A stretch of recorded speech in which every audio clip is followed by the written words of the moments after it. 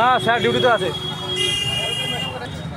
হাত দিয়ে ডাকলেন কেন? হাত দিয়ে ডাকলেন কেন? কোথায় যাচ্ছেন? দেখি একটু নাম দেখি স্যার, দেখি একটু নামটা দেখি না আপনার, নামটা দেখি একটু। আরে আমি তো স্যার কিছু করি, চলে যান, আপনি চলে যান, নামটা দেখি স্যার। লাইভ হচ্ছে, লাইভ একটু নামটা দেখি না। লাইভ হচ্ছে, ফেসবুক লাইভ হচ্ছে, নামটা দেখি। লাইভ দেখি, নামটা দেখি। আপনি যে বেরোলেন ওখান থেকে একটা মেয়েকে আপনি টন্ডিং করে আসলেন ওখান থেকে, এই গলির ভিতর থেকে টন্ডিং করে আসলেন একটা মেয়েকে, সেটা আমরা দেখছি, বুঝছেন?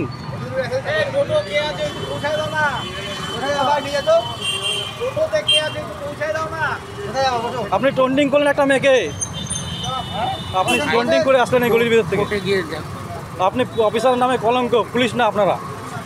পশ্চিমবঙ্গের আইন শৃঙ্খলার যে কঙ্কালসার অবস্থা, সেই কঙ্কালসার অবস্থা বারে বারে পশ্চিমবঙ্গবাসী প্রত্যক্ষ করেছে। সদ্য ঘটে যাওয়া আরজিকর কাণ্ডে পুলিশের যে ভূমিকা, সেই ভূমিকা আরো একবার চোখে আঙুল দিয়ে দেখে দিয়েছে এই রাজ্যের মানুষের নিরাপত্তা। গতকাল রাত, গভীর রাত হবে না, রাধিকাপুর এক্সপ্রেস 10:15 একজন ছেড়ে যায়। সেই সময় একজন পুলিশ অফিসার মদ্যপ অবস্থায় রাস্তার মধ্যে উর্দি পরে যেভাবে ঘোরাঘুরি করছে, তাতে আরো একবার এই রাজ্যের পুলিশ মন্ত্রীর, পুলিশের দলদাসের যে ভূমিকা পালন করছে পুলিশিং বাদ দিয়ে, তা আর একবার বাংলাবাসীকে চোখে আঙুল দিয়ে দেখিয়ে দিল। রাত্রি 10:15 বাজে।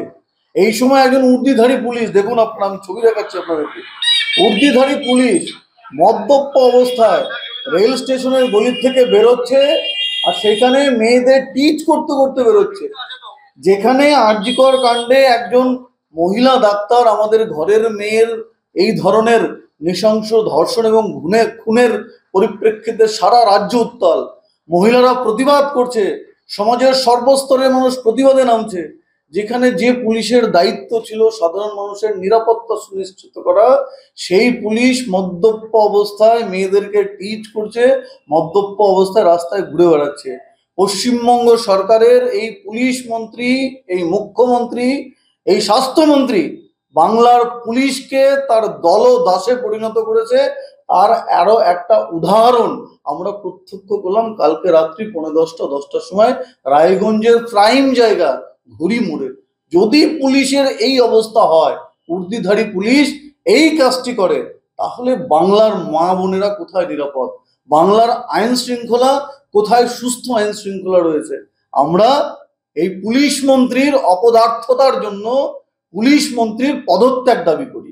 বিজেপি ইতিমধ্যেই একটা অভিযোগ তুলেছে, যা সোশ্যাল মিডিয়ায় ভাইরাল হয়েছে। ঘুরিমোড় এলাকায় এক পুলিশ কর্মীকে, আধিকারিককে উর্দি করে মদ্যপ অবস্থায় দেখা যাচ্ছে, কি বলবেন? দেখুন, ওভারঅল একটা সামাজিক অবক্ষয় আছেই, তার সাথে বিজেপির যারা নেতা আমরা দেখি, যুব নেতা থেকে শুরু করে সাধারণ নেতা, তারা কেউই কিন্তু এখন মদের বাইরে কেউ নেই।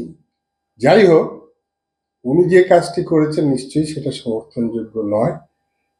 ড্রেস পরে, উর্দি পরে, যদি ওনার ডিউটি ছিল কিনা আমি জানি না, ডিউটি অবস্থায় কেউ যদি মদ খায়, সেটা নিশ্চয়ই একটা ক্রাইম বা অফেন্স।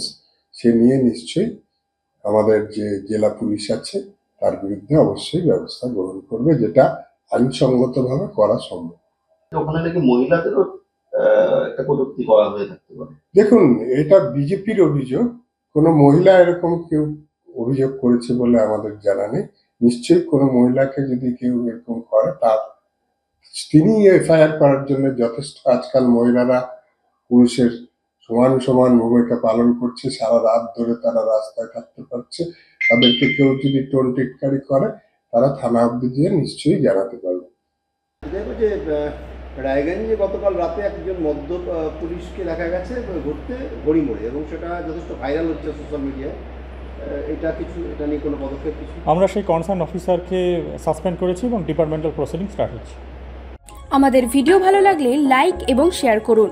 কমেন্ট সেকশনে গিয়ে জানান আপনাদের মতামত। আরও ভিডিও পেতে আমাদের চ্যানেল সাবস্ক্রাইব করুন এবং প্রতি মুহূর্তে খবরের আপডেট পেতে প্রেস করুন বেল আইকন।